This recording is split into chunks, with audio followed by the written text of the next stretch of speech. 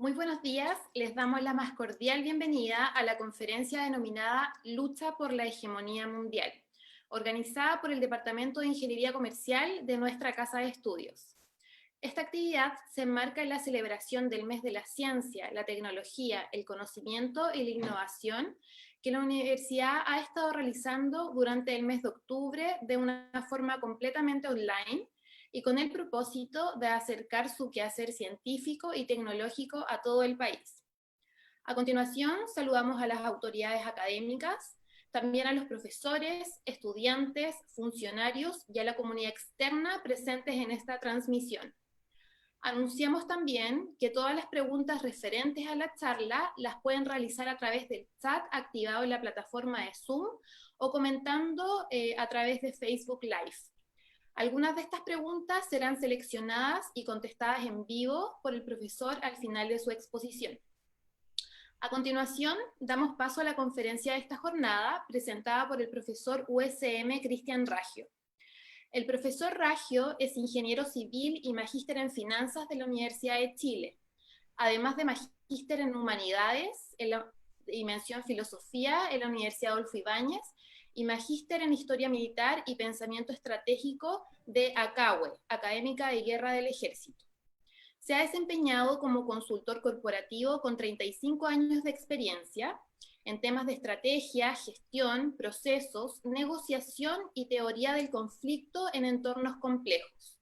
Además, es autor del libro La singularidad chilena de Mago Editores de 2018. Estimado Cristian, muy buenas tardes. Adelante, por favor. Bien, bueno, buenas tardes.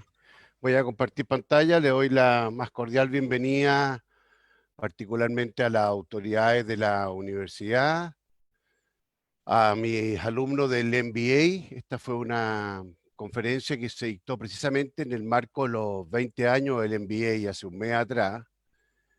A los alumnos del pregrado, particularmente a mis alumnos actuales y mis exalumnos, y particularmente también a los invitados que nos acompañan, digamos, relacionados con la universidad. ¿Ahí se ve bien? Sí, súper bien, profesor. Excelente. Bueno, lo que vamos a ver hoy día precisamente es qué va a pasar después de la pandemia, cómo se va a barajar el naipe, y vamos a tratar de hacer un bosquejo primero del acervo cultural occidental y confirmar qué significa la trampa de Tucídides, para después ver un poquito algunas cifras sobre el equilibrio mundial entre los grandes players, y después vamos a ir desde arriba hacia abajo, digamos, partiendo por Estados Unidos, la China, algunas pinceladas de Europa, Rusia, la India, para terminar un poquito con Chile, ¿no? O sea, cómo yo veo que va a salir Chile posicionado después de esta crisis de la pandemia y el denominado estallido social del año pasado. Nosotros tenemos 7 elecciones a puerta y una suerte de inestabilidad en los próximos 2 años. Y por último, las conclusiones, algunas referencias. Yo creo que nos vamos a durar unos entre 45, tal vez una hora, y vamos a abrir las preguntas. Desde ya se agradecen, y quiero también reiterar el agradecimiento al equipo técnico que nos permite hacer esto en este mes de la ciencia, la innovación y el conocimiento. Desde ya le anuncio que todas las preguntas serán aceptadas, excepto las de fútbol, digamos, particularmente las preguntas en el minuto 92, esas no se van a aceptar. Entonces veamos un poquito qué es la trampa de Tucídides. ¿Qué significa conceptualmente el acervo cultural occidental, digamos? Desde que el mundo occidental es mundo, o sea, desde Lilian en 1200 a.C., Occidente ha vivido una suerte de tensión permanente entre el sujeto, lo que está ahí a la derecha, este triángulo equilátero, la conciencia, el hombre, la naturaleza, el objeto, la res y Dios. Y vamos a hablar de un Dios, no solamente el Dios apostólico romano católico, digamos, sino el Dios como un supremo. Y lo que ha intentado el hombre es dominar la naturaleza. Pero en ese dominio de la naturaleza, nunca ha olvidado, digamos, a algún ser superior. Entonces, si ustedes recuerdan este fresco, que está en el segundo piso en la Plaza de la Asignatura, la Sala de la Asignatura, en el segundo piso de los Museos Vaticanos, viniendo desde la Capilla Sixtina hacia la puerta. Este es un fresco Rafael Sanzio que que se denomina la Academia de Atenas, y refleja un poquito todos los filósofos. Y acá al medio, en el 14 y 15, tenemos dos filósofos muy importantes. Uno es Platón, que está con el dedo hacia arriba, y el otro Aristóteles, que está con la mano hacia abajo. Y lo que demuestra esto es que en Occidente, para analizar los equilibrios mundiales y los grandes temas culturales y hegemónicos, nunca tenemos que olvidar que Occidente vive una tensión entre el mundo idealista, el mundo platónico, el mundo deductivo, ese mundo propio de la Revolución Francesa que piensa que la solución de los temas va desde arriba hacia abajo, es decir, que basta poner en una constitución o en un organismo multilateral que el hombre será feliz y que no habrá guerra, como que casi por una suerte de revelación divina ocurra. En cambio que el mundo aristotélico habla de otra cosa. El mundo aristotélico habla un poquito de un método más empírico, un método más positivista, que es inductivo, o sea, va desde la suma de las partes, desde abajo hacia arriba, y en cierta medida más realista. Y esto se ve mucho en el mundo actual, entre lo que denominaríamos la cultura anglosajona, ¿ah? O sea, el mundo del ex imperio británico, la Commonwealth, que va desde Australia, Canadá, pasando por Inglaterra, digamos, Estados Unidos ciertamente, y el mundo un poquito más continental, el mundo del sur, que tiende a ser más platónico, ¿ah? Tiende a ser menos realista. Y el otro elemento de Aristóteles, para usar un poquito de la estagirita, es que él no solamente define el ser como potencia, como materia y forma, o sustancia accidente, es decir, sustancia que somos todos, tenemos un ideal, una parte del ser humano que es común y una parte accidental, ¿no es cierto? Una parte que es uno a uno. Ahí hace una suerte de resumen entre el método deductivo y el inductivo.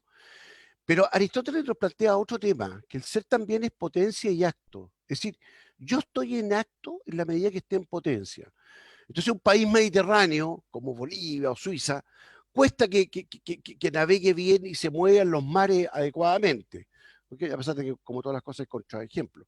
Y países, digamos, isleños, como en cierta medida Chile, Perú, Japón, Taiwán, Inglaterra, Estados Unidos, que es un país bicontinental, se mueven muy bien a los mares porque la potencia de ellos le permite estar en acto. ¿Ah? La potencia de un árbol de manzana es generar el fruto. Y en ese sentido, cuando veamos la situación de Chile, y particularmente de China, vamos a ver que ciertas restricciones culturales, geográficas, económicas, incluso antropológicas, en potencia determinan las capacidades de estar en acto, digamos. O sea, Chile es capaz de llegar a ciertos umbrales de desarrollo con paz social de acuerdo a ciertas restricciones, por de pronto restricciones culturales, digamos, propias de la colonización hispana. Digamos. Ahora, para graficar un poquito qué es la trampa de Tucídides, recordemos el Imperio Cartaginés, hace ya el 400, 500 antes de Jesucristo, Cartago, ¿no es cierto?, lo que está en rojito ahí, dominaba el Mediterráneo occidental y el Lacio, el Imperio Romano era una pequeña ciudad que se sumaba hacia el norte con la Etruria o la Toscana, y no era más que eso. Y rápidamente, al cabo de una guerra que duró casi 100 años, digamos, logró la consolidación y la expansión y el dominio. ¿Eh? O sea, el Imperio Romano consolidó su hegemonía, o mejor dicho, inició su hegemonía hacia el 146 antes de Jesucristo, precisamente al liquidar el Imperio Cartaginés. Entonces, ustedes recordarán, digamos, la famosa frase de Catón el Viejo, que era un senador romano que terminaba todas sus conferencias en la República Romana, decía, se un censum cartaginesa esa delenda, o sea, nunca se olviden que Cartago debe ser destruida. Y aquí me quiero quedar con la primera frase como para el bronce, muy personal, de que el poder si no se ejerce no existe. O sea, los países grandes van golpeando, juegan como rugby, van aplicando el poder y no es una disuasión solamente pasiva, sino que es una disuasión activa. Entonces los romanos se dan cuenta entre la Segunda y la Tercera Guerra Púnica que había que destruir Cartago, porque si no, digamos, podía renacer de la ceniza. Otro tema interesante también es que los aspectos culturales del posmodernismo están muy marcados por el siglo XIX. El siglo XIX, que ustedes recordarán que es un siglo largo, que parte con la Revolución Francesa en 1789 y termina con la Primera Guerra Mundial. Cabe que el siglo XX es un siglo súper corto. El siglo XX parte con el Tratado de Versalles en 1919 y termina en 1989. Duró 60 años, digamos, muy poco tiempo. Termina con la caída del Imperio Soviético. Entonces, uno de los elementos esenciales hacia la izquierda, digamos, del siglo XX es que prácticamente con la doble revolución, la revolución francesa y la revolución industrial, configura un poquito lo que estamos viendo hoy día, ¿no es cierto? Que los países, independientes del signo político, tienden un poquito a una suerte de régimen democrático, capitalista, liberal, con separación de poderes, y donde la lógica esencial es la inversión y el desarrollo. ¿Ah? No solamente el desarrollo económico, sino también el desarrollo, digamos, de las personas. Y por el lado derecho, vemos que en el siglo XIX también nos encontramos con elementos contraculturales, pero de pronto el romanticismo, que es una reacción de la élite, digamos, una reacción cultural, entre 1790 y 1830, que vuelve, o sea, rechaza la modernidad, rechaza este liberalismo y vuelve a elementos del medioevo, a la comuna, a lo onírico, digamos, a lo nacional. Y por otro lado, el socialismo. ¿No? Uno se queda de repente con una caricatura del socialismo a lo Marx, digamos, en su interpretación más bien de la lucha de clase, pero recuerden que el socialismo también tiene elementos con Bakunin y Proudhon muy interesantes en términos de anarquismo, que es precisamente una suerte de ilusión del Estado y de libertad. Digamos, lo esencial del anarquismo es no solamente la importancia de la educación, sino la libertad, la libertad. Incluso Proudhon hablaba del respeto de las comunidades y cierto elemento de propiedad privada. Entonces, toda generación, todo momento histórico tiene una cultura dominante, por eso que la foto del río Rin ahí es pertinente. Una suerte de cultura dominante en el siglo XIX, esta sensación de que el progreso y el desarrollo, la modernidad, es lo esencial. ¿Ah? Orden y progreso, dice el lema del Brasil actual. Y tiene elementos contraculturales. Y cada generación está sujeto a un elemento contracultural. ¿No? La generación de su abuelo, el 68 francés, la generación de sus papás, digamos, la revolución cubana y la contrarrevolución con el régimen dictatorial chileno, en fin, ¿ah? El tema del medio ambiente hoy día. Ahora, los elementos contraculturales no significa que posteriormente se puedan convertir en cultura. De hecho, este corto siglo XX va a ser recordado por los historiadores 300, 500 años más adelante como un siglo marxista, un siglo totalitario, digamos. ¿Ah? Un siglo entre el totalitarismo comunista y la reacción criminal nazi que nos legó ni más ni menos que 85 millones de muertos. Eso es lo que nos entregaron los nazis, digamos. Entonces, quédense con esta idea que el elemento cultural, los griegos decían la paideia, ¿no? La cultura dominante es precisamente esta, que es un legado del siglo XIX, la revolución industrial, ¿no? Esto, la concepción de que tú con libertad y con trabajo, el mundo occidental es capaz de generar recursos, ahorrar, invertir no solamente en capital físico, no solamente en industria con chimenea, sino también en capital humano, ¿no? En sanidad, digamos, en educación, en salud. Y con eso se logra el crecimiento te da capacidad de ocio, el ocio te permite la contemplación, el desarrollo de las ciencias básicas, de la ciencia aplicada, la tecnología, el aumento del consumo, y ahí otra vez nos devolvemos, por tanto, más ahorro, más inversión, más desarrollo. Hacia 1800 todos los países del mundo eran pobres, digamos, ¿eh? Uno se queda un poquito con el Palacio de Versalles, que sé yo, eso era el 0,01% de la población. Y el despegue se produce precisamente por estos elementos esencialmente liberales, democráticos y capitalistas. Ahora, ¿qué es la hegemonía? La hegemonía es la sensación que tenía un soldado, digamos, un comerciante que atravesaba el famoso muro de Adriano, que está ahí en norte de Inglaterra, entre Inglaterra y Escocia, en York. Y cuando pasaba desde el mundo celta y el mundo vikingo al mundo romano, se encontraba con un lugar común. Ese lugar común tiene que ver con el derecho, con la cultura, con los dioses, con el lenguaje, digamos, con la mitología. Esa es la hegemonía. Entonces, cuando hoy día se habla de la hegemonía de Estados Unidos, es mucho más allá de que nosotros andemos con iPhone, digamos, y que veamos Netflix. Es mucho más complejo el control de la media, incluso los elementos de la gastronomía. O sea, la sensación de que uno va a cualquier parte del mundo y se encuentra con un Big Mac, digamos. ¿Ah? Esa es la cultura occidental básicamente americana y por derivación también europea. Entonces, cuando los chinos tratan de ser el emergente, ¿no es cierto? O luchar por la hegemonía mundial contra Estados Unidos, no solamente tiene que destruirlo económicamente, cosa que por lo demás, no estoy diciendo spoilers, se digo que lo va a lograr, sino además lograr una suerte de control de la conciencia, ¿no? Es un poquito lo que significa la hegemonía, ¿no? Y la trampa de Tucídides, ¿qué significa? Precisamente eso, que, bueno, Tucídides fue un general eh, ateniense, digamos, de la guerra, de la Liga de Delos contra la Liga Espartana, digamos, la Liga del Peloponeso, que planteó que los estados, los imperios actúan como un globito. O sea, llega un momento en que el Imperio Romano, hace 476, es tanto el crecimiento geográfico que tiene problemas de seguridad. O sea, no son capaces de garantizar la frontera. Y vamos a entender la frontera no solamente como una frontera física, sino también una frontera hegemónica, una frontera cultural. Entonces, el globito se expande, se expande, se expande y explota.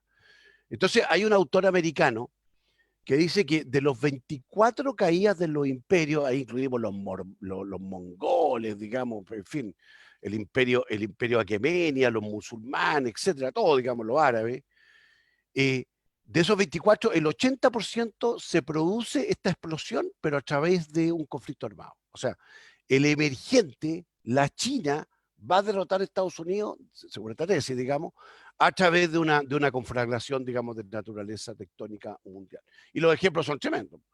Por de pronto la caída del Imperio Romano, el Imperio Español, digamos. Piense que el Imperio Español cayó entre 1810 y 1823, o sea, se desintegró en 13 años.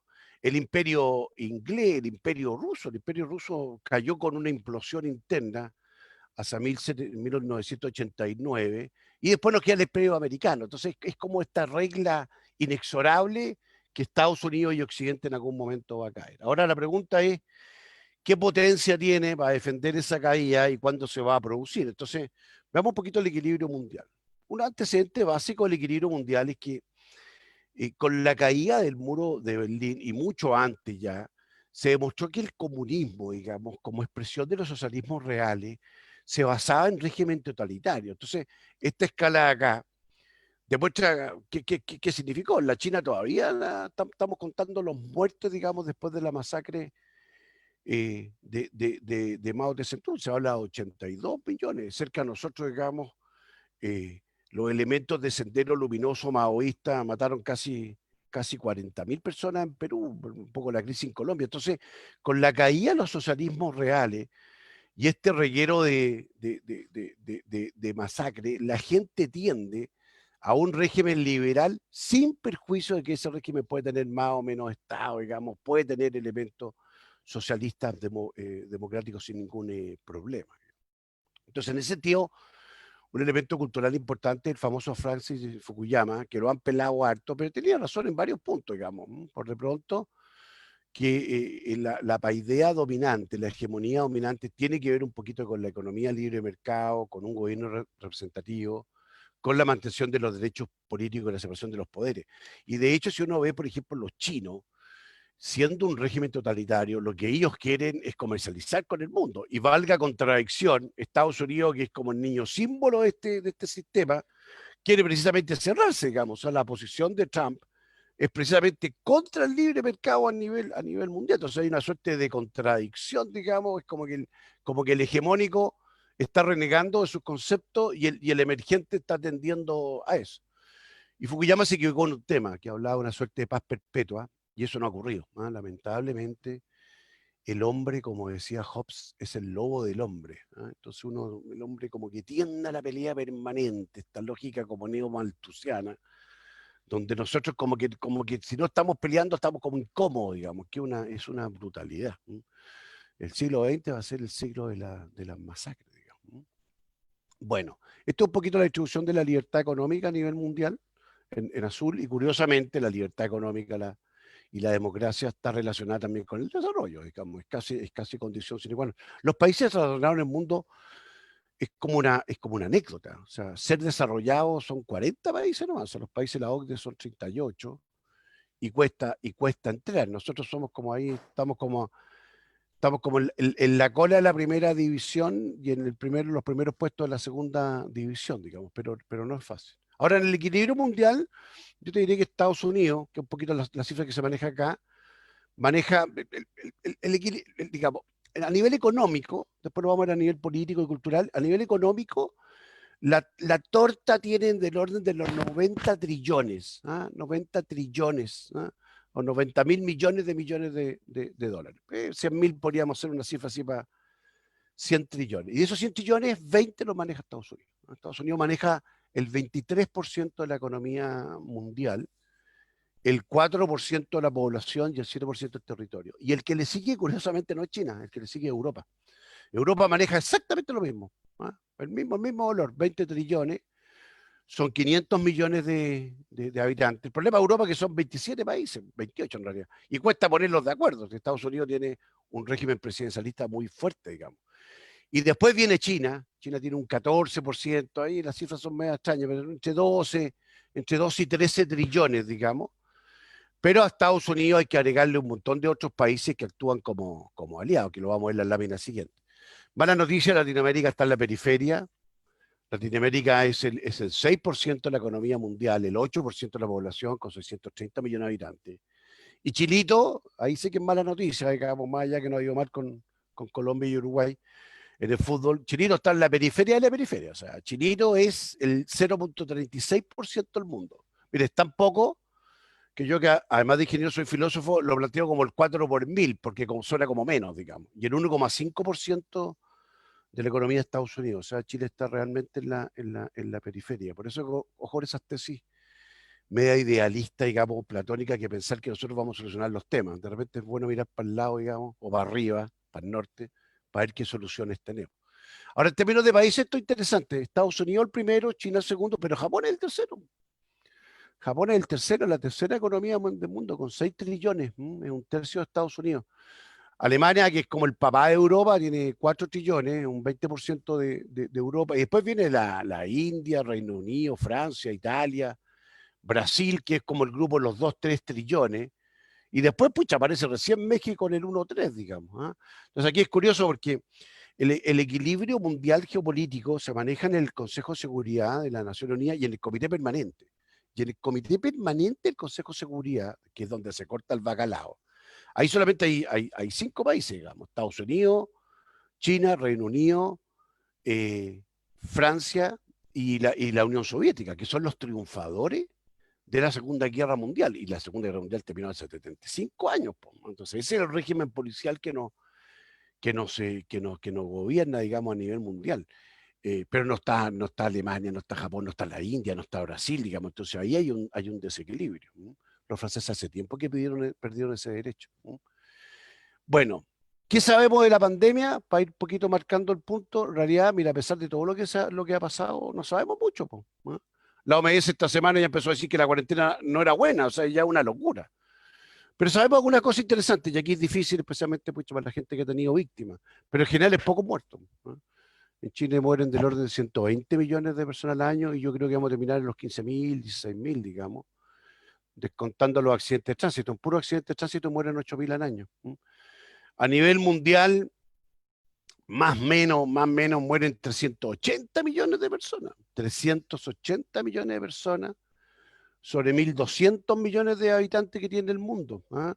Y yo calculo que con la pandemia, segunda ola y tercera ola van a morir 1,2 millones de habitantes, o sea, el 0,82%. Entonces, en ese sentido, si se contara con lo doloroso que es por número de muertos, esto de pandemia no tiene nada. Tiene más de colapso, de colapso en los sistemas de salud, y hemos dado cuenta cómo estos estados nacionales westfalianas han demostrado en la crisis todo su poder, o sea, cómo esta tensión que se produce, y aquí introduzco un nuevo término, entre el mundo multilateral, el mundo global, el mundo idealista, el mundo de los buenos, se contradice o se contrapone día a día con el mundo nacionalista más cerrado, digamos, de los intereses, de los países con interés. Y les cuento una anécdota a ustedes que les gusta. Los españoles, muy tempranamente, en marzo, abril, pidieron varios embarques a los chinos de insumos médicos, entre ellos los famosos respiradores. Y un avión aterrizó en Ankara, que es la capital de Turquía, y los turcos detuvieron el avión nomás, po. De hecho lo confiscaron, digamos. O sea, ahí así de fácil. O sea, y hecho que Turquía y España son socios en la OTAN, digamos. ¿Ah? Entonces lo que yo creo que va a pasar con la pandemia es que aparentemente no creo que exista un gran cambio tectónico, pero sí podría acelerar o podría amplificar una suerte de que la onda se multiplica, recibe un golpe, algunas tendencias que se estado dando, digamos. ¿Eh? Es un poquito la sensación. ¿Mm? Bueno, ¿qué va a pasar con Estados Unidos? Eh, bueno, primero, hablar de Estados Unidos es medio complicado, porque si existe un país federal, las costas distinto que el sur negro distinto que el sur blanco, digamos, el medio oeste, la costa este distinto que la costa oeste, en fin, o sea, hay que ser cuidadoso, digamos. De repente uno arma como así, como que habla de los gringos, los yanquis, cuando usted sabe que los yanquis son del norte, digamos. ¿Ah? A un sureño no le puede decir yanqui, porque ahí lo más probable es que se enoje. Digamos. Bueno, Estados Unidos lo he dicho, 20 trillones, el 23-24% de la población mundial, un ingreso per cápita de $60.000 al año, Chile tiene 16.000, Chile un 25% de la capacidad económica de Chile. Chile tiene 28.000, pero en PPP, o sea, en paridad de poder de compra, o sea, ajustando por los costos en Chile, los costos de los servicios y los productos. Pero en términos absolutos, Chile tiene $16.000 per cápita, digamos. O sea, una familia tiene 30.000 si estuviera bien distribuido. Bueno, esa es un poquito la situación de Estados Unidos, pero Estados Unidos tiene un gasto militar tremendo. Por eso es que es la potencia hegemónica, digamos. O sea, Estados Unidos gasta 600.000 millones de dólares, gasta 1,5 veces el presupuesto de Argentina. Dos veces, todo el PIB de Chile, dos veces lo gasta Estados Unidos en seguridad y defensa, en desplegar su fuerza. Y el país que le sigue tiene un tercio de Estados Unidos, que son los chinos, con 150.000 millones de dólares. Y el país que le sigue a China, que son los rusos, tiene un tercio, que son 60.000. Entonces, si uno sumara los 16 países que le siguen a Estados Unidos, recién equiparan el presupuesto. Y el presupuesto es una de las variables, porque otra de las variables es la capacidad tecnológica, la capacidad de despliegue. Los gringos tienen dos divisiones, la famosa 82 y la 102, la 101, digamos, que la despliegan en 24 horas, despliegan 20.000 hombres en 24 horas en cualquier parte del mundo, digamos, son airborne, son brigadas, divisiones aerotransportadas. ¿Okay? Y además, los gringos plantean su hegemonía a través de una serie de alianzas. Por de pronto, la más importante de todas es la OTAN, con toda Europa occidental, y que ha penetrado en el ex pacto Varsovia soviético, digamos. Ahí está Polonia, está la República Báltica, en fin, o sea, está Bielorrusia, o sea, es una situación bueno, Bielorrusia quiere entrar ahora, está muy consolidado Turquía, que es parte de la OTAN, Canadá, después tiene todo un acuerdo aquí en el sudeste asiático, es aliado fundamental con Japón, con Taiwán, con las Filipinas, tuvieron base en las Filipinas, y después, vamos a decir así, algo políticamente correcta, controla también eventualmente el TIAR, digamos, ¿eh? El famoso concepto de que Sudamérica y Latinoamérica es el patio trasero de Estados Unidos. Entonces tiene un tremendo despliegue. De hecho, aquí las cifras de abajo hablan un poquito de la OTAN. La OTAN en Europa despliega 3 millones y los rusos despliegan 800.000 soldados nomás, pues, ¿eh? 9.700 tanques contra 2.700. 4.000 aviones contra 1.000. O sea, la hipótesis de conflicto, y eso se queja Putin y los rusos, digamos. Los rusos dicen, pucha, la OTAN está hecha para qué si nosotros no tenemos muchas ganas de atacarlo. Al revés. Y como si esto fuera poco, los gringos además aprobaron 700.000 millones de dólares para gastar en una suerte de guerra ciberespacial, o sea, una locura. Esta es la mejor demostración del poder militar, por lo tanto, la hegemonía de Estados Unidos. Eh, hay un cartel ahí como un monumento en la base de Norfolk, que hay una reserva de buques, hay como 150 buques de Estados Unidos, ¿no? Entonces dice, en estas miles de millones de toneladas de acero se basa la diplomacia de Estados Unidos. ¿Ah? Esta concepción de que la fuerza hay que ocuparla, ¿ah? Que golpea primero, golpea dos veces. Bueno, el mundo despliega 11 portaaviones. Francia, China, Rusia, Tailandia tiene uno, digamos. Claro que el de Tailandia parece que no funciona muy bien, pero el camarote del rey creo que es espectacular, digamos. Bueno, el mundo despliega 12 y Estados Unidos despliega 11 portaaviones. ¿Eh? Y acaba de tirar el 12, el John Fitzgerald Kennedy, que es la segunda versión. Y los portaaviones de Estados Unidos son de 100.000 toneladas, o sea, son tremendas buques contra los otros que son de 10.000. O sea, Estados Unidos podría luchar con todos los portaaviones en todos los mares, digamos, y ganar. ¿Eh? Eso un poquito para que nos demos cuenta cuando uno define la política de alianza a nivel mundial. Y como si fuera poco, no solamente tiene la fuerza, la posición, controla todos los estrechos, digamos, todos los estrechos a través de él y a través de su aliado por antonomasia, que es Inglaterra, las Molucas en Singapur, el Cabo de Horno, digamos, a través de las Malvinas, Gibraltar, Malta en el Mediterráneo, digamos, en fin. Sino que además tiene deseos de ocuparlo. ¿Eh? Ahí les presenta a Soleimani. A él, comillas, si me permiten el francés, se lo pitearon, digamos, en enero con un dron operado desde Arizona en el aeropuerto de Bagdad y se acabó el problema, digamos. Lamentablemente así. Y como si fuera poco, los gringos, a pesar de que los chinos han avanzado harto y tienen los 5G, yo creo que los chinos están generando cierta autonomía tecnológica y científica. Los chinos van a estudiar a Estados Unidos. Tengo un hijo que está estudiando en Lovaina. Me dice, papá, el 20% son chinitos. Ahí tenemos, pues las 18 universidades del mundo son todas de habla inglesa. ¿Ah? El inglés es el idioma de los triunfadores de la Segunda Guerra Mundial. Creo que la primera universidad chilena aparece como en el 513, por ahí.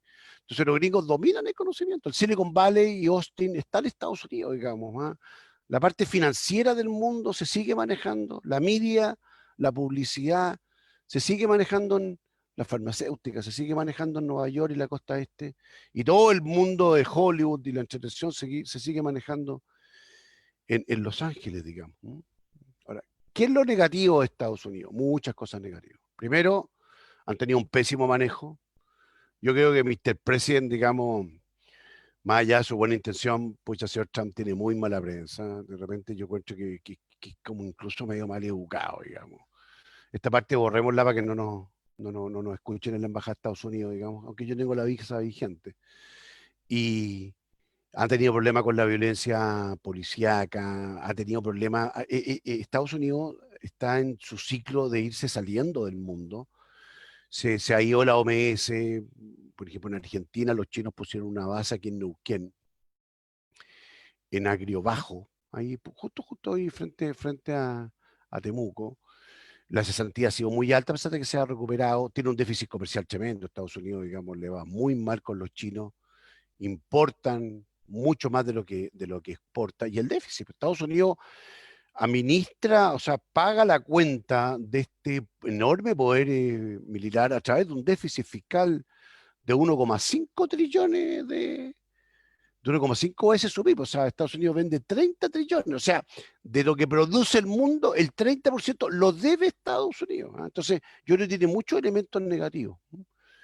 Y por elementos positivos, bueno, vamos a ver qué pasa con el elefantito, que es el símbolo del Partido Republicano, y el burro. Yo creo que está bien peleada la elección. Tengo la sensación de que no se queden un poquito con la prensa del oeste, porque acuérdense que esta cuestión se decide en re pocos estados, o sea, entre la Florida, Ohio, Pensilvania, Michigan y tal vez Indiana, ahí se va a decidir. ¿Ah? Y yo creo que la pelea la va a dar Trump, ¿ah? Aunque a nosotros como chilenos no nos conviene mucho que gane Trump, porque Trump tiende a cerrarse y como que complica la relación mundial. ¿No? Es como que le falta un poquito de finura, ¿ah? Para no tratarlo de otra forma. Cabe que en el sentido los demócratas son un poquito más abiertos, yo creo que nos va a ir mejor como los sudamericanos. Ahora, la derecha a nivel mundial quiere que gane Trump porque lo ven como una suerte de adalid para la idea, digamos, y la concepción más conservadora del mundo, digamos, menos liberal. Otra ventaja de Estados Unidos, una enorme ventaja que emite dólares, pues. ¿Ah? Entonces, claro, podría tener inflación, pero la deuda está en dólares y puede emitir el dólar. ¿Ah? Tiene mucha experiencia en manejo de crisis. Yo no veo una salida militar, yo creo que Estados Unidos se va a aislar. Va a plantear, estoy planteando esto como qué va a hacer Estados Unidos, no es lo que a mí me gustaría que hiciera, digamos. ¿Ah? O sea, Estados Unidos va a salir bien porque al plantearse ante la globalización, va a desarrollar su industria y tiene mercado para hacerlo. ¿No? Estos países grandes se pueden dar el lujo de cerrarse. Los países chicos como nosotros es imposible, no. Tenemos que comercializar con el mundo. Y lo otro que yo creo que le ha ido bien con Estados Unidos, curiosamente, además ya que a uno le guste Trump, es que le ha ido bien con el tema del relato. O sea, yo creo que Trump, cuando le dijo en su cara a Jinping, digamos, hace 4 semanas atrás, y la Nación Unida se lo dijo en su cara, le dijo, este es el virus chino y además lo van a demandar. Australia ya hizo algo similar.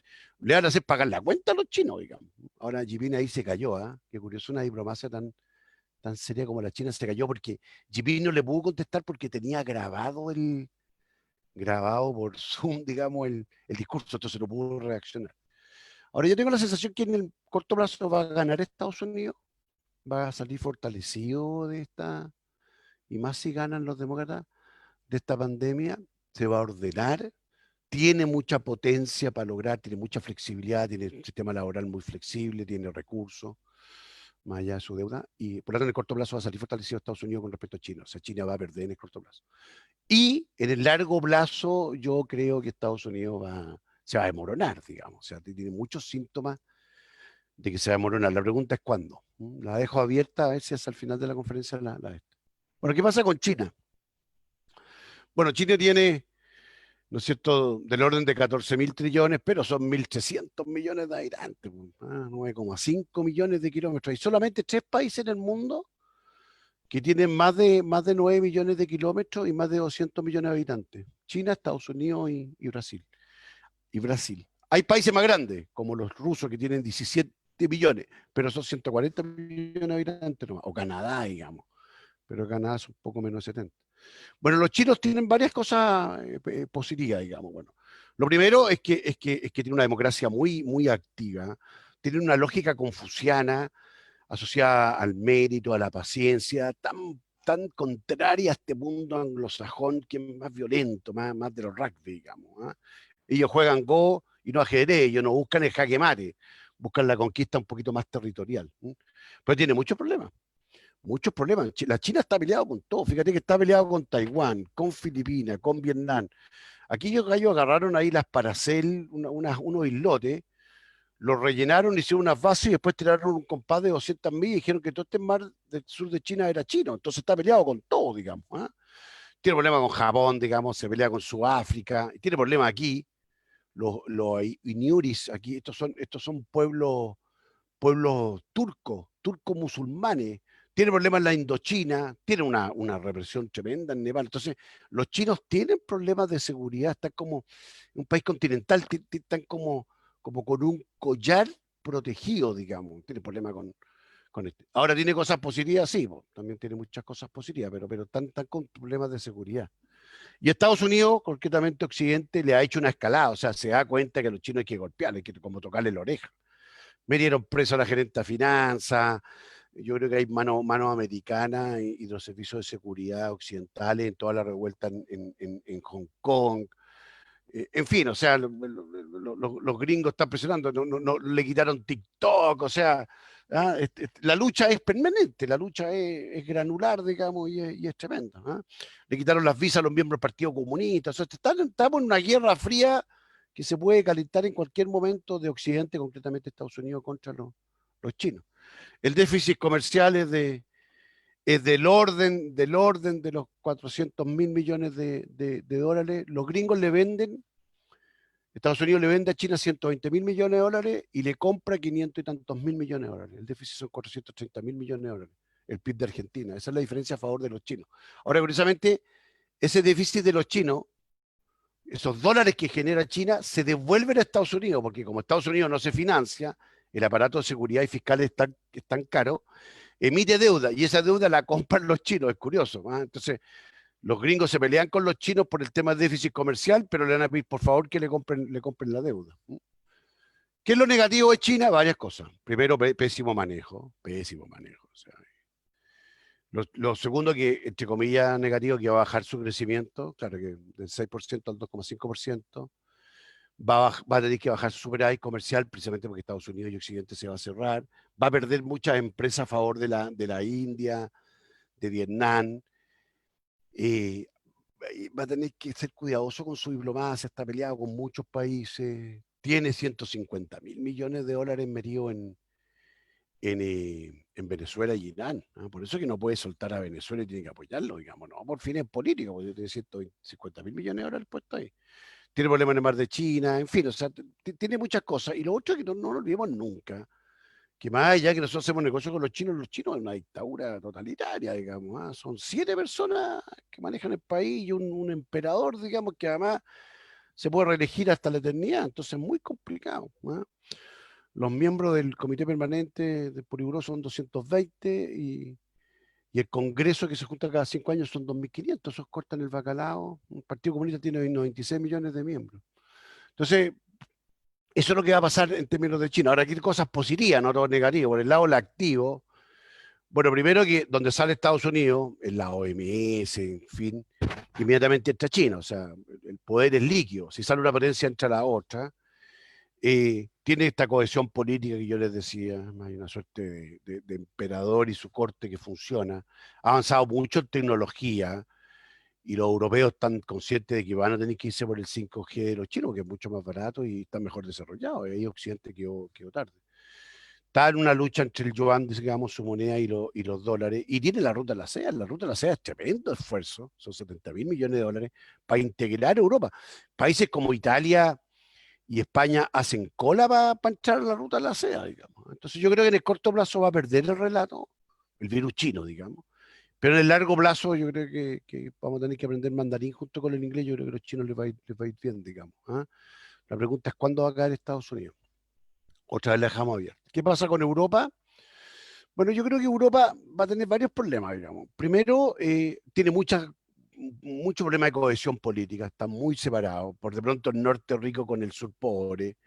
Están con problemas con la migración, o sea, la presión inmigratoria es tremenda, hay países como España, como Grecia, como Italia, que están con problemas políticos internos muy, muy complicados. Me da la sensación que esta lucha tectónica que se está produciendo en Estados Unidos entre los pro multilaterales, los pro globalización y los contra la globalización y el cierre y el régimen más nacional westfaliano, esa misma tensión se está produciendo al interior de cada país europeo y surgen estos personajes así como centro derecha, medio como el Trelli, como el señor Urban, el señor Abascal, digamos, Conti, en fin, o sea, perdón, Salvini, aparecen varios, digamos. Entonces ahí hay un tema ahí, yo creo que Europa va a girar a más Estado, esa es mi sensación. Lo otro es que Europa produce mucho bien intermedio y yo creo que no están las condiciones como para consumir bien intermedio. No sé quién de ustedes está pensando cambiar el auto, por ejemplo, o comprarse una maquinita o una cafetera. Y se desplomó el turismo. El turismo español, digamos, cayó en un 20%, o sea, es un 20%, cayó en un 80%, y acuérdense que entre Francia, España, ahí ya tenemos 160 millones de turistas. En el mundo hay 1.000 millones de turistas. Esa es la gente que toma un avión. Y de esos 1.000 millones, 500 van a Europa. Entonces ahí se desplomó. ¿Qué es lo positivo? Otra vez muy pocos muertos. Les pido disculpas, digamos, los muertos no se cuentan. Basta uno, digamos, para preocuparse, pero pocos con respecto a lo esperado. Tienen muchas reservas, especialmente en el norte. Las economías son ricas y tienen la OTAN, en fin. O sea, están con problemas. ¿Qué va a pasar con la India y Rusia? Yo tengo la sensación que los indios van a salir ganando. Los indios son 1.600 millones. Para que ustedes se queden con la idea, es el régimen democrático más grande del mundo. Son ordenaditos. Hacia el 2000 cambiaron de régimen, fueron de un régimen más de un Estado central, de corte socialista, un régimen liberal. Y los indios han crecido mucho, hablan inglés, en fin. Perdón, estoy hablando de los rusos más adelante. ¿Cómo le va a ir a los... Bueno, terminemos con los indios que están acá abajo. Por lo tanto, yo creo que la India le va a ir muy, muy bien, digamos. Yo creo que va a salir ganando. Tiene problema con el agua y problema en Cachemira. Un doble problema en Cachemira, con los chinos y con Pakistán. Y los rusos también, yo creo que le va a ir más o menos bien. No creo que bajen. Tienen un emperador que se llama Putin, que hace una suerte de parodia de la democracia, pero los rusos son ordenaditos. Los rusos tienen poco déficit fiscal, venden materias primas, venden trigo, gas, tienen una industria un poquito sana, país de ingreso intermedio, digamos, con un per cápita parecido al chileno. Sí, yo creo que los rusos, si no le va mal, al menos se va a mantener. ¿Y aquí va a pasar con Chile? Con esto vamos un poquito ya esbozando. ¿Qué va a pasar con Chilito? Bueno, primero Chile vamos a ver un poquito la potencia de Chile. Yo un poquito les voy a hablar de Chile de septiembre del 2019, ¿ah? Porque hay mucha inestabilidad ahora. Aquí algunos alumnos se van a reír porque vamos a ocupar algunas cifras precisamente hechas por los alumnos de la Federico. Bueno, Chile tiene un per cápita real, comparable con cualquier parte del mundo, de 16 mil millones de dólares. Ese es el per cápita de Chile el año pasado. Eh, bueno, somos 18 millones de habitantes y 760 mil kilómetros cuadrados. Pero, por ejemplo, para comparar con un país, Perú es casi el doble de Chile en superficie, tiene 31 millones de habitantes, el doble de habitantes, pero per cápita Perú es la mitad de Chile, po, tiene 7 mil dólares per cápita. Y Argentina, o sea, Argentina, que es un país que son 2.800.000 kilómetros cuadrados, 45 millones de habitantes, tiene un PIB per cápita de menos de 10 mil millones de dólares. Y con las devaluaciones de este año, Argentina ya está en 8 mil. O sea, Argentina va a terminar este año siendo la mitad de Chile en términos per cápita. O sea, nosotros, para decirlo de manera brutal, nosotros somos el doble, tenemos el doble de la riqueza de Argentina. Y eso es brutal. Y eso, chiquillos, y aquí no quiero hacer contrabando ideológico, digamos, especialmente con las elecciones que vienen a aportar. Y eso hay que mantenerlo. O sea, uno podrá tener inestabilidad política, cambiar, hay abuso, hay muchos problemas en Chile, pero logramos ser de lejos el país más desarrollado, ¿no? Acá está la mejor demostración contra Argentina. Miren cómo Argentina, digamos, en la crisis del 2000 ya bajó y nunca más se recuperó. Pues ya, y ahora con Macri, particularmente, miren cómo se desplomó. Ahí está la diferencia. Y Chile ha crecido cualquier cantidad, ¿ah? Desde la concertación en adelante. Algunas cifras en términos per cápita, Chile creció 500% de 2.500 millones de dólares, perdón, 2.500 dólares per cápita a 15.000, a los 16.000. Creció 5 veces y Argentina solamente 44. Pero no solamente es plata, veamos la pobreza. La pobreza en Argentina es el 50%, se calcula que va a terminar este año en el 60%.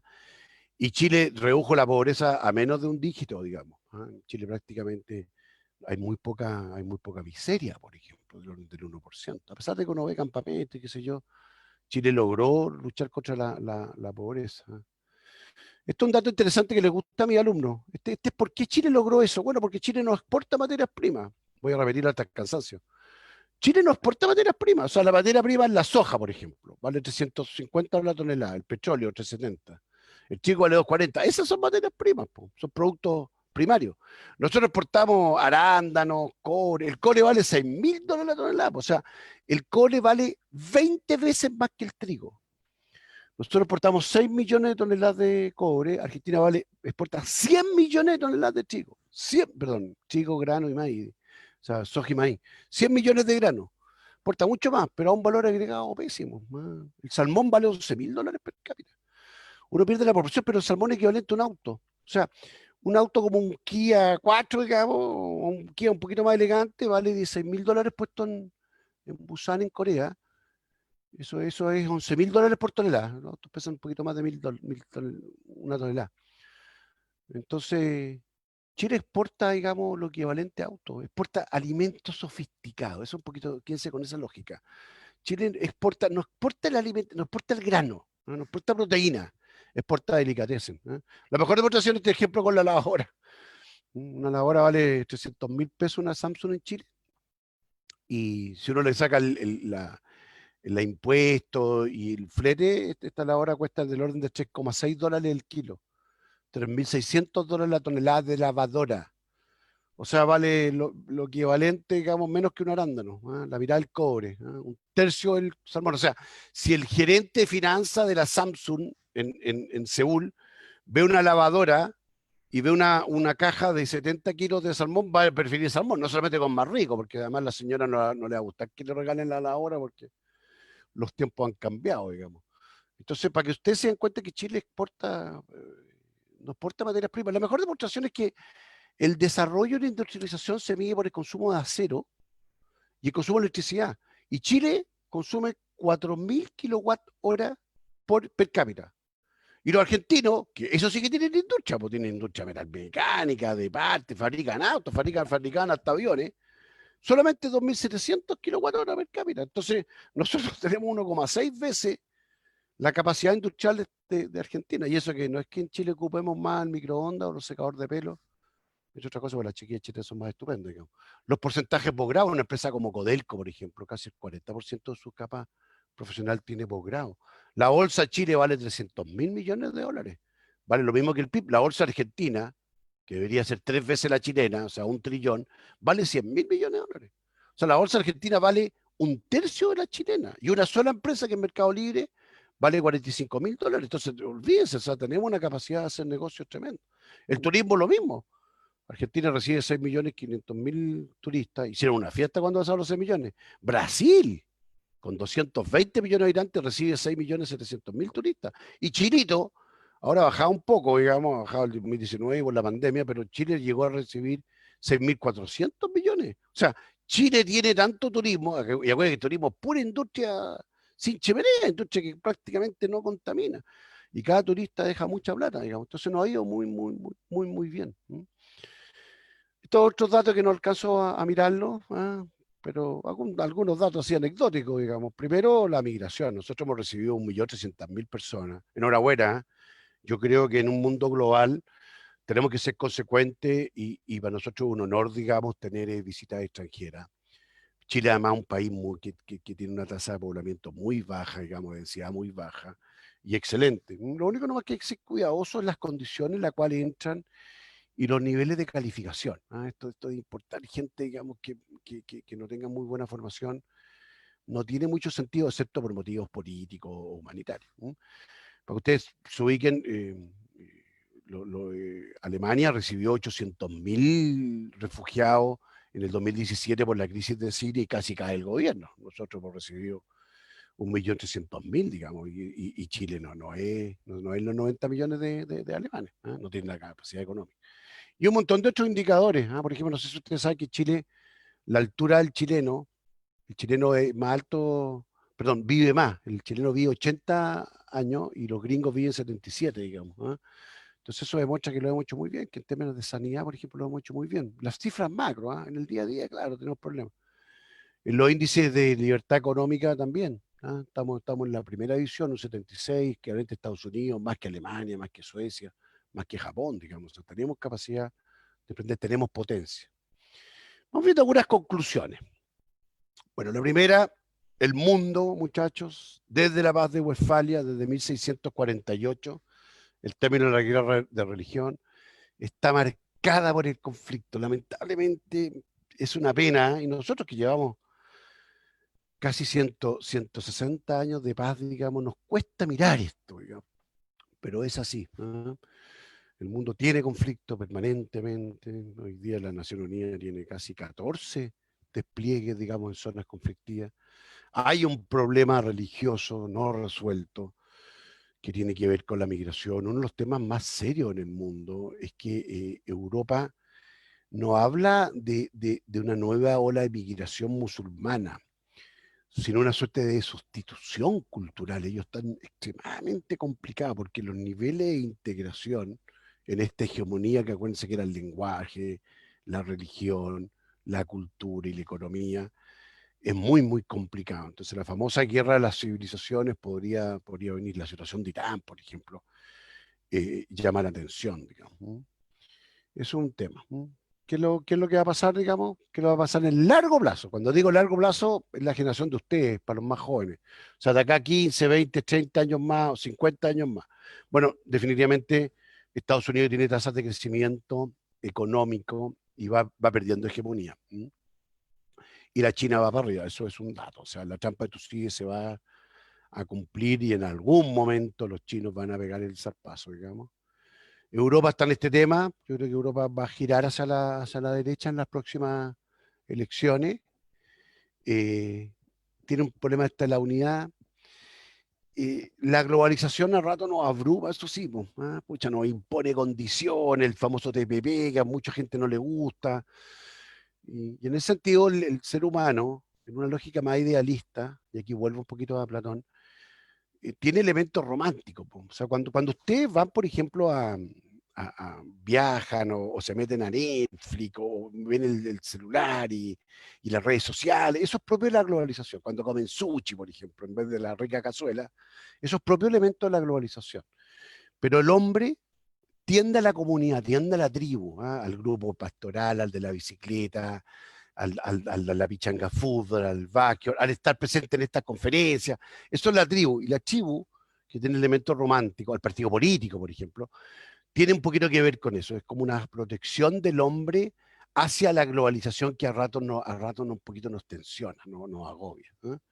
Yo creo que a pesar de la crisis de la iglesia, de las élites, qué sé yo soy súper optimista, súper optimista. Tal vez porque estoy a punto de jubilarme y porque hago clases en la Federico Santa María, pero soy optimista. Nunca el mundo tuvo 7.200 millones de habitantes y gozó de tan buena salud. ¿Mm? ¿Qué va a pasar en el mediano plazo? No creo que haya grandes cambios. Un cisne negro no creo, pero sí cambios importantes. O sea, yo creo que va a haber una revisión del contrato social. Yo creo que va a haber una tensión entre mayor Estado, por lo tanto, socialismo o corporativismo, si un poquito más de derecha, y gobiernos democráticos. Yo creo que los países van a tender a protegerse. Creo que los Estados Unidos, digamos, no es baladí. Creo que Europa se va a proteger. Argentina está muy protegido y eso puede tener problemas para países como Chile, que está muy abierto. Va a aumentar el déficit y la deuda. Las economías sanas y abiertas les va a ir mejor que la economía cerrada. Ojo con eso. Va a haber mayor diferencia entre pobres y ricos, es una mayor presión en las migraciones, mayor presencia estatal, digamos, en fin. ¿Ah? Un tema interesante es que en la medida que existe una suerte de New Deal o políticas más keynesianas, que yo las apruebo en periodos de crisis, inmediatamente aumenta la construcción, ¿ah? La construcción y la infraestructura. Y eso implica mucho consumo de cobre. ¿Ah? Estos mis amigos de la minería, que son clientes míos de la consultora, me decían eso, me decía Cristian, nosotros tenemos 3, 4 años de pura expansión, y acuérdense que el cobre es el sueldo de Chile, pues, en la mitad de los 80.000 millones de dólares que exportamos es cobre. Y lo otro que yo creo que la gente puede pasarle cualquier cosa, pero no dejar de comer, digamos. Entonces, el hecho de que nosotros estemos en la venta de alimentos también nos va a ir muy bien, para no hablar de la madera y otras cosas que exportamos. Entonces, yo creo que nos va a ir bien. ¿Ah? En ese sentido, estamos bien. Y en el turismo vamos a bajar. ¿Ah? Ahí ya es importante el turismo externo. Otro tema interesante, bueno, Estados Unidos se cerrará. Si ganan los laboristas, se va a cerrar menos, pero igual se va a cerrar, digamos. Y si gana Trump, olvídense, eso va a ser para la economía del mundo, va a ser muy, muy complicado. Y para Estados Unidos puede ser bueno o malo, no sé, digamos. ¿No? Europa se cerrará, China le costará recuperarse. Yo creo que China no le va a ir nada bien, muchachos. ¿Ah? Yo creo que China perdió el relato. Yo creo que los países lo van a pensar 3 veces antes de abrirle las manos a China, que vengan y compren. La India subirá y Rusia se mantiene o tal vez baje. Yo tengo mi duda con Rusia. Esto lo escribí hace un mes atrás, así que puede haber cambiado. ¿Qué va a pasar con Chile? Bueno, primero, ojalá que nos pongamos de acuerdo rápido. ¿Ah? O sea, yo creo que acá me lo van a preguntar, así que lo adelanto al tiro. Yo creo que la famosa crisis del año pasado es una crisis que se venía incubando, es una crisis generacional, ¿no? Una crisis de los jóvenes.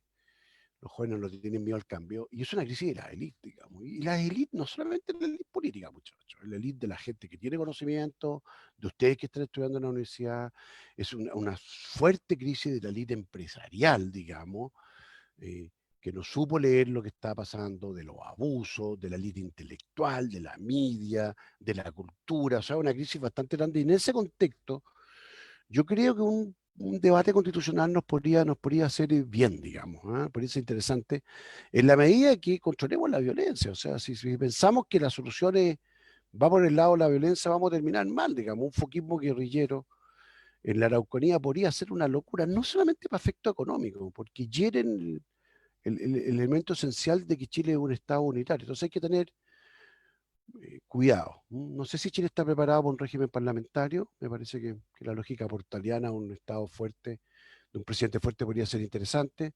Creo, por eso que está puesto a la derecha, es como el pasivo, una contabilidad. Creo que nosotros estamos cuestionando el Estado de Derecho y eso puede ser muy, muy complicado.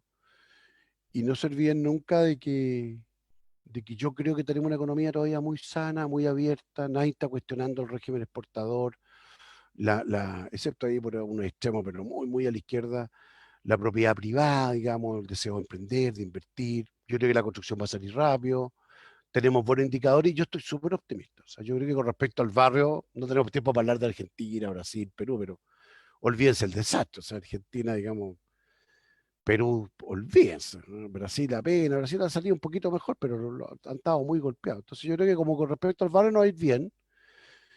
Por el lado negativo, un poquito lo dicho, el Estado de Derecho, la inestabilidad, tenemos que salir rápido. O sea, ojalá que nos pongamos de acuerdo rápido, ya sea gane el rechazo o gane el apruebo, lleguemos a una solución rápida. O sea, hay cambio hay que hacer, de todas maneras. Ajustémoslo rápido. Eh, Hay que tener cuidado con descapitalizarnos. La esencia del desarrollo occidental y del mundo, porque no hay otra idea, es a través del capital, a través del ahorro. O sea, esto de llevar las cosas a consumo. Por eso que el tema de la FP podría ser muy justificado en una situación muy complicada, digamos, y un mal manejo político. Pero como medida a largo plazo, el ahorro individual, es clave, digamos. Cada uno tiene que ser responsable. Yo no estoy muy de acuerdo en esa opinión política de que la gente se endeuda. No, no, no. La gente se endeuda por culpa, digamos, lo que le dan el crédito y por responsabilidad. Hay un tema de educación, digamos. Vamos a instalar santidad, nos va a costar surgir. Acuérdense, recibimos 1.300 millones de migrantes sin ningún control, bienvenido, pero no nos quejemos después de esa cesantía. Yo creo que va a bajar la inversión y el crecimiento, vamos a tener que hacer un enorme esfuerzo y que con respecto al mundo vamos a salir perdiendo, o sea, con respecto al mundo no, nos va a costar. Entonces yo aquí les dejo la reflexión de que esta potencia económica, cultural, de sanidad, mortalidad infantil, por ejemplo, hay un montón de datos macro, que más allá de los problemas de cada uno que son, tenemos todavía campamento, no perdamos nunca ese faro, muchachos. O sea, nosotros logramos, estamos a un tri de llegar a la primera división. Entonces, no por un problema de acuerdo, de fallas de las élites, de no escucharnos, no seamos capaces de llegar a algo interesante. Son un poquito las reflexiones que yo le quería dar. Quiero agradecerle la gentileza, me pasé en 5 minutitos y pedirle ya disculpas si hay algunas pifes, algunos ripios y quedo a vuestra disposición, digamos, para las preguntas. Muchas gracias, profesor Cristian, por su excelente exposición.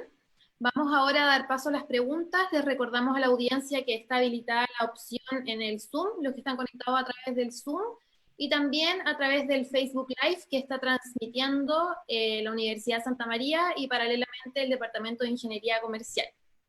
Acá nos llega la primera pregunta de la audiencia, que nos dicen: profesor, excelente exposición.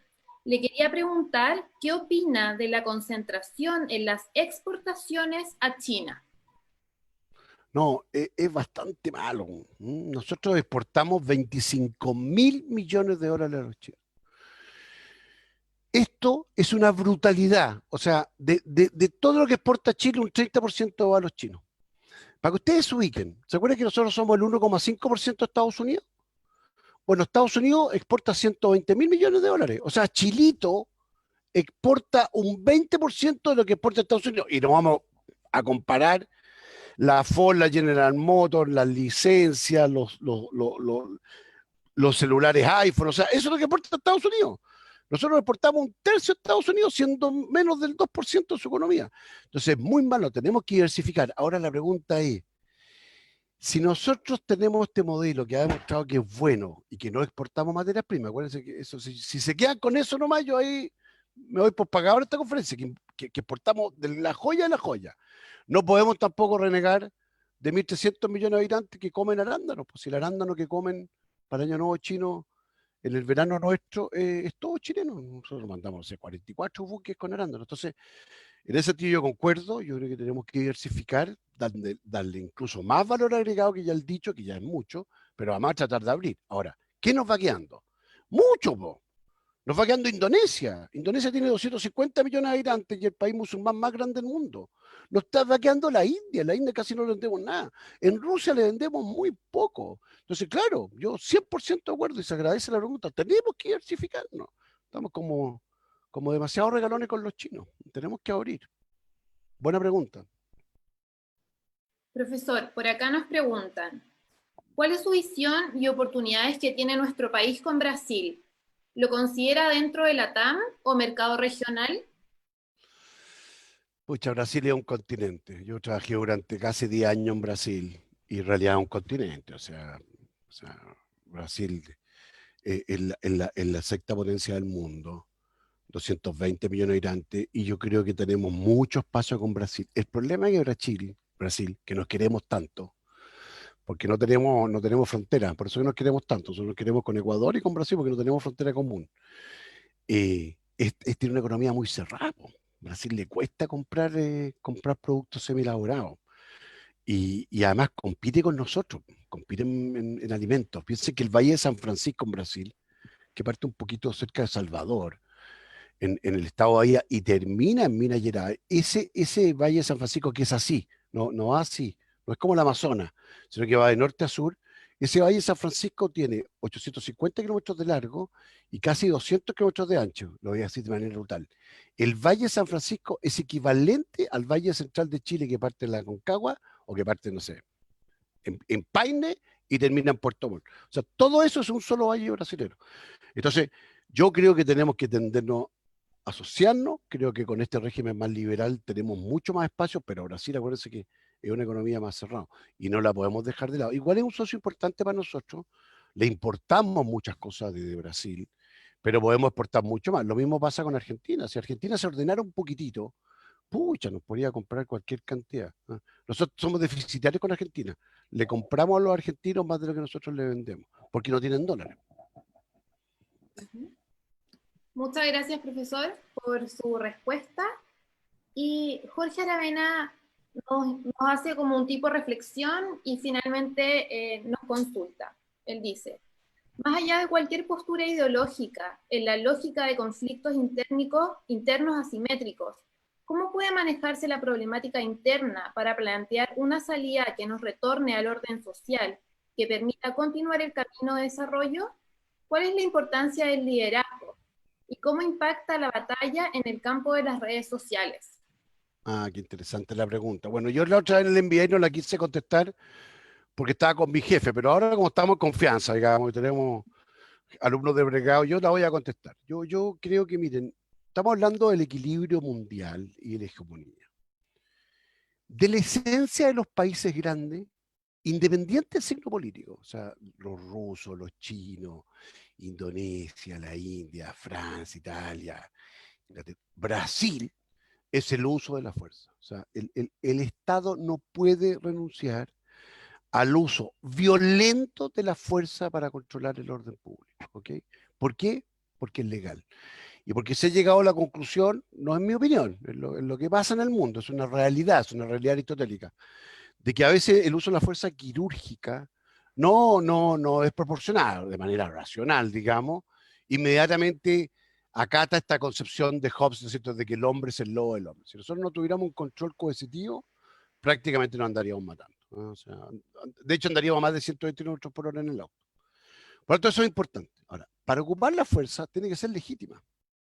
Entonces, en esa lógica, independiente del signo político, yo agradezco la pregunta, porque me da la sensación de que el Estado chileno, digo el Estado, independiente del gobierno de turno, ha renunciado a generar el orden público como un valor en sí mismo. ¿Okay? O sea, en Cuba, digamos, sale alguien a protestar y le llega el palo de inmediato, la luma de inmediato.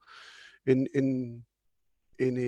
los auguri, en Kazajstán, digamos, en la China, los compadres los internan en una suerte así como de cárcel, digamos. O sea, es muy complicado. En Venezuela, la expresidenta Bachelet hablaba de casi 2.000 muertos, digamos, en 6 meses, digamos, por parte de la SEBIN. Entonces, ojo con eso, o sea, necesitamos esto. Y yo concuerdo con eso, en la lógica del conflicto asimétrico, cuando tú sientes que hay elementos de injusticia y el Estado además reniega el uso de la fuerza, se produce una suerte de conflicto asimétrico, donde el rol de las redes sociales, y aquí De Luz y Guattari lo expliqué muy bien, que es la lucha molecular, ¿no es cierto?, dispersa y además de baja intensidad, provoca que el Estado trabaja con actores, no tiene con qué conversar, digamos. O sea, no.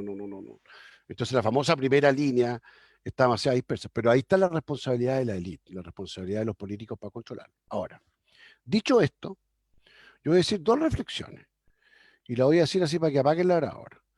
Primero, que los grandes cambios en la sociedad se hacen a través de la violencia. O sea, a uno no le gusta porque ves como que la violencia no es legal, pero en la historia de la humanidad, las revoluciones son para mejor y también se hace a través de la violencia. O sea, el uso de la violencia no es patológico, ¿ah?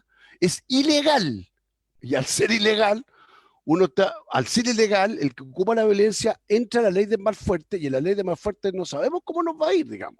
Pero en la lógica mundial, yo lo he dicho varias veces, la violencia como instrumento de acción política no deja de ser validez, digamos. Por eso que nosotros, digamos, estudiamos el tema del conflicto permanente y por eso que en ese sentido Marx tenía razón. O sea, entre otras cosas, Marx tenía razón en muchas cosas, pero Marx cuando redacta y plantea, ¿no es cierto?, en el Congreso, dice, pues la violencia es la partera de la historia. Entonces, esa tensión entre comillas, la violencia desde abajo y el Estado que debe ocuparla para reprimir sanamente, es una situación que tenemos que resolver. Ahora, desde arriba, tampoco no le pongamos tanto tampoco, pues chiquillos, si Chile está más o menos bien, digamos, si tampoco o sea, hay casos peores, digamos, ¿ah?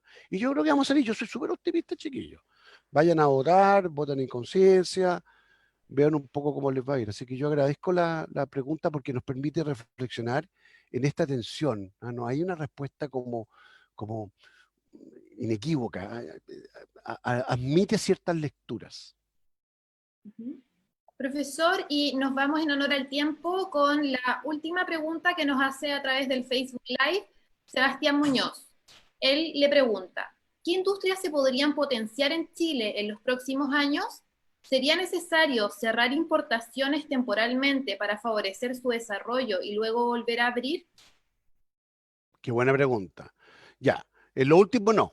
No, o sea, está demostrado que tú apenas cierras y proteges alguna industria, por ejemplo, la industria del calzado.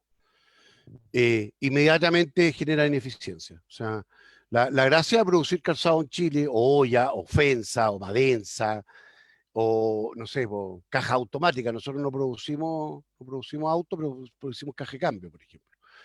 Es que cuando tú produces en Chile con la economía abierta como la chilena, o sea, donde hay cero arancel, tenemos cero arancel con el mundo, todo lo que produce puede competir con el mundo. Entonces, donde exista un subsidio, hay una ineficiencia y eso nos va a aislar. O sea, en ese sentido no. Y lo otro es que al dejar importar cosas, lo mete a la cadena de valor. O sea, si deja importar pesticidas orgánicos, fármacos, computadores, maquinarias, quiere decir que estás en el estado del arte del mundo y puedes producir productos, servicios, digamos, a nivel internacional de primer nivel. ¿Ah? Es que un poco la trampa Argentina. Argentina, como está protegido, no solamente no produce nada internamente, tiene 60% pobre, sino además lo poco que produce no lo puede exportar, digamos, porque no tiene la tecnología. Entonces, en ese sentido, no. Pero lo que sí yo creo que sí puede hacer, que un poco el ejemplo coreano y el ejemplo de Taiwán, es que tú puedes potenciar industria asociado a nuestras ventajas competitivas de exportación. Claramente, claramente. Nosotros en vez de vender madera podemos vender muebles. A mí me duele el alma, yo aquí, pucha, una lástima para mis amigos, digamos, de la maderera que son clientes míos, cuando nosotros portamos chispos. O sea, agarramos el tronquito y lo ponemos en la moledora de carne para que después no hagan muebles, lo aglomeren y después nos vamos al homie y juramos que estamos comprando un diseño chino con la madera nuestra, para no hablar del vino. El 30% del vino chileno se vende a granel, chiquillo, a granel, en unas bolsas grandes. Y después cuando nosotros destapamos la champán francés, no le quepa ninguna duda que ese champán francés viene con Chile. Entonces, si yo creo que nos podemos integrar a procesos productivos que le agreguen valor, ya le acabo de dar un ejemplo, la madera, pero tenemos todo un mundo de la carne. Bueno, nosotros exportamos más carne que Argentina, de proceso, de conserva, de irnos integrando hacia adelante. Los chinos nos venden a nosotros y nos vendían productos baratos y el retail después lo vendía más caro. Ahora ya llegaron con sus moles chinos. Nosotros vamos a hacer lo mismo. O sea, nosotros tenemos que integrarnos con cadenas logísticas. De hecho, de eso algo hacemos. Porque mientras Chile compra FOB, nosotros compramos puesto en origen, pero vendemos también puesto en destino. Entonces el negocio del flete, del shipping, lo deja Chile. Eso en primer lugar. Así que yo agradezco la pregunta. Yo creo que no hay que cerrarse al revés. Tenemos que seguir siendo una economía abierta, pero hacer un esfuerzo como país.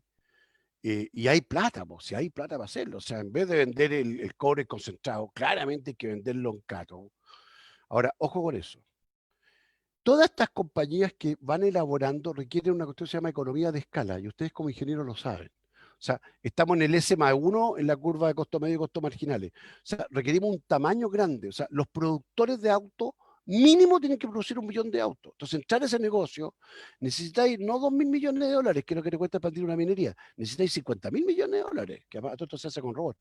Entonces, si tuviéramos la economía de escala, yo un poco para concretar, creo que no hay que cerrarse, repito, que hay que seguir abriendo, hay que diversificar y tenemos que dar aún más valor agregado y potenciar industrias que la estamos dejando de lado. Nosotros podríamos exportar servicios financieros, tenemos que profundizar mucho más el turismo, tenemos que traer más inmigrantes con buena formación y no se olviden que podemos exportar energía.